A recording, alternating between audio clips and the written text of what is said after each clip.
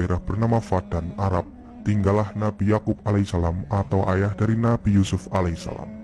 Dia terlihat sedang menggembala kambing dan berhenti di sebuah kuil, di mana di kuil itu terdapat para warga yang sedang meminta pertolongan kepada berhala yang bernama Ashitar, yang mereka anggap sebagai Tuhan mereka untuk menyembuhkan anaknya dari penyakit. Di malam harinya Nabi Yakub berkhotbah ke warga Fadan yang menjelaskan bahwa kita hidup di zaman Nabi yang malaikat saja sujud kepadanya. Tapi warga Fadan kebanyakan masih menyembah sesuatu yang mereka ciptakan sendiri, bukannya menyembah sesembahan yang menciptakan dunia dan seisinya, yaitu Allah Subhanahu wa Ta'ala. Di sini Nabi Yakub juga mengatakan bahwa dia adalah utusan Allah untuk mereka, dan perkataannya berasal dari kitab-kitabnya yang sekarang kita kenal dengan Al-Quran. Di sini masih banyak yang tidak percaya dengan Nabi Yakub, dan beberapa warga malah mengatakan bahwa kitabnya itu telah menghina Tuhan mereka. Tapi Nabi Yakub mengatakan bahwa kitabnya sama sekali tidak menghina Tuhan mereka. Dia juga balik bertanya kepada para warga, apakah patung Ashitar menciptakan kalian atau kalian yang menciptakan patung itu. Beberapa warga pun mulai mempercayai perkataan Nabi Yakub itu yang masuk akal. Tapi tetap saja ada beberapa warga yang tidak mempercayainya dan mempertanyakan apakah Tuhan Nabi Yakub lebih kuat dari Tuhan-Tuhan yang lain. Tak berselang lama datang pendeta kuil dan membubarkan para kerumunan dengan mengatakan bahwa gara-gara keingkarannya Nabi Yakub, maka Fadan dilanda kemarau yang berkepanjangan. Keesokan harinya di kuil Ashitar terlihat sedang melangsungkan hukuman bagi warga yang melawan patung Ashitar dengan melemparinya menggunakan batu dan menyebutnya Tuhan yang bodoh. Lalu datanglah Nabi Yakub yang akan menebus warga itu. Namun para pendeta tidak menyetujui tebusan itu karena warga itu adalah musuh bagi Ashitar. Lalu Nabi Yakub mengatakan, kenapa kalian tidak menangkapku, padahal akulah yang paling pertama memusuhi patung Ashitar itu. Ternyata para pendeta tidak berani menangkap Nabi Yakub karena dia adalah menantu dari Panglima Fadan. Lalu tak berselang lama datang sang Panglima yang menyuruh pendeta untuk membebaskan warga itu karena sudah ditebus oleh Nabi Yakub. Dengan rasa takut, pendeta itu pun akhirnya melepaskan warga itu. Nabi Yakub ini mempunyai 4 istri dan 11 anak, tapi sebenarnya istri pertama Nabi Yakub ini bernama Rahil. Tapi karena bertahun-tahun dia tidak diberi anak dari Rahil, makanya Rahil menghadiahkan para pembantunya untuk diperistri oleh Yakub agar sang Nabi mendapatkan seorang keturunan. Nah, setelah bertahun-tahun Rahil tidak mendapatkan seorang anak, akhirnya dia hamil dan akan mempunyai seorang anak pertamanya.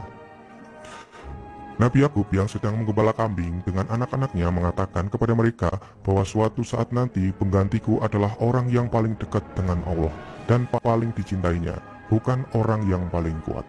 Dia juga mengatakan bahwa kakeknya Nabi Ibrahim dan ayahnya Nabi Ishak merupakan manusia terbaik, bukan manusia terkuat. Nah, sedikit penjelasan silsilah dari Nabi Yusuf dan ayahnya Nabi Yakub adalah keturunan dari Nabi Ibrahim dan anaknya Nabi Ishak. Lalu tak berselang lama datang warga Fadan mengatakan kepada Nabi Yakub bahwa Rahil akan segera melahirkan anak pertamanya. Mulai terjadi kecemburuan yang dirasakan oleh seorang istri Yakub yang bernama Bilah. Dia takut kalau Nabi Yakub akan lebih mengistimewakan Rahil dan anaknya nanti ketimbang ketiga istrinya dan anak-anak yang lain. Rahil yang sedang ditangani oleh seorang bidan tiba-tiba saja pingsan karena terlalu lemas. Bidan itu pun hanya bisa pasrah karena jika seorang yang sedang akan melahirkan pingsan, maka diperkirakan dia tidak akan selamat. Hal itu membuat salah satu warga di situ mengatakan bahwa ini pasti akibat kemurkaan dewa Ashitar terhadap Yakub dan Rahil. Namun Yakub yang mengetahui keadaan Rahil semakin memburuk, dia lalu pergi untuk berdoa kepada Allah untuk meminta pertolongan. Ayah Rahil atau sang Panglima Fadan semakin percaya kalau Yakub adalah pembawa petaka bagi warga Fadan. Apalagi dia malah pergi saat istrinya sedang dalam kondisi memburuk. Namun ternyata Nabi Yakub pergi menyendiri untuk meminta pertolongan kepada Allah Subhanahu wa Ta'ala. Dia terus berdoa sampai malam tiba.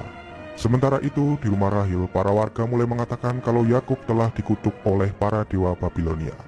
Para pendeta yang mendengar kabar itu pun merasa sangat senang dan berniat akan menolong Rahil untuk membuktikan bahwa Tuhan merekalah yang akan menang. Mereka pun datang ke tempat Yakub dan mengatakan kenapa kalian tidak meminta bantuan kepada Tuhan Yakub yang dianggapnya adalah paling kuat. Nabi Yakub pun datang dan mengusir para pendeta di rumahnya karena dia tidak membutuhkan pertolongan dari para pendeta kuil dan kembali berdoa kepada Allah Subhanahu wa Ta'ala agar menunjukkan kuasanya kepada seluruh warga Fadan. Tak berselang lama ternyata Rahil kembali sadar dan bisa melahirkan bayi pertamanya dengan selamat. Sementara itu, penyihir yang diusir oleh Yakub tadi terus memohon kepada Tuhannya agar dia segera menghukum Yakub dan berharap Rahil dan anaknya mati malam ini. Tapi tak sengaja dia malah menjatuhkan obor api yang membuat kuil itu terbakar bersamanya.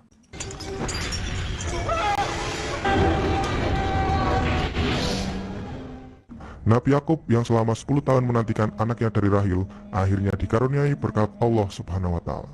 Dia menamai anaknya dengan nama Yusuf. Di malam itu juga turun hujan sangat lebat di Fadan yang Yakub percayai adalah berkah dari kelahiran Yusuf. Para warga pun lalu membicarakan tentang kelahiran anak Rahil yang lancar dan turunnya hujan di Fadan bersamaan dengan anak Rahil dan Nabi Yakub. Warga yang tadi mengatakan Yakub dan Rahil terkena kutukan terkejut mengetahui Rahil dan bayinya sehat walafiat. Sementara itu para warga akhirnya menyadari bahwa kuil Ashtar sedang kebakaran. Mereka pun berbondong-bondong ke kuil untuk memadamkan api itu.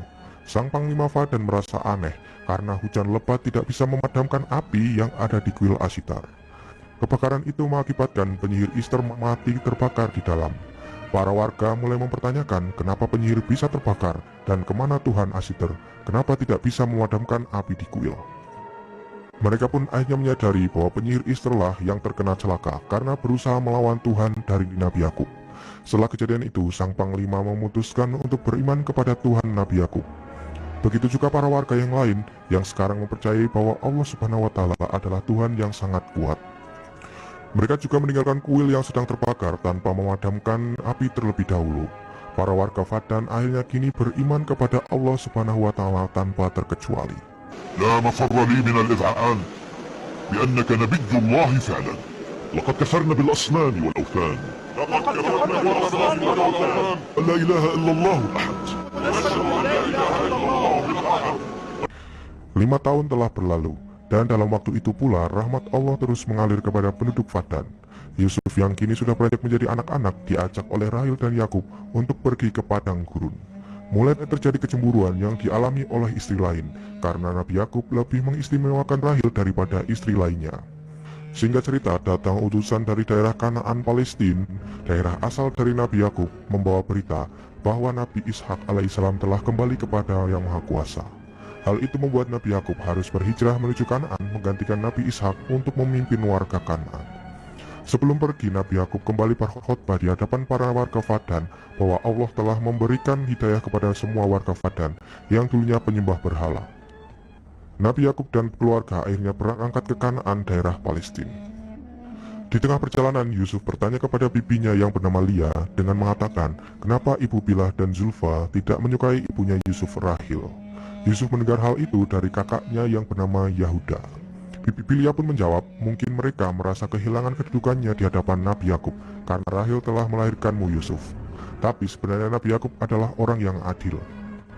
Di malam harinya pun kita diperlihatkan Bilah yang mengatakan kepada Lia kalau dia merasa cemburu jika Nabi Yakub lebih memuliakan Rahil dan Yusuf.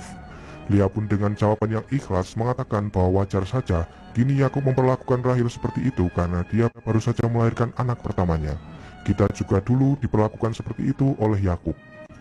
Tapi Bilah yang sudah dikuasai oleh setan tetap saja tidak menerima jawaban dari Lia dan malah memanas-manasi anaknya. Di saat rombongan hampir sampai di Kanaan, Rahil yang hamil anak kedua mulai merasakan kontraksi yang tandanya dia akan segera melahirkan anak. Yakub pun menyuruh anak-anaknya untuk membangun tenda agar bisa menjadi ruang persalinan bagi istrinya itu.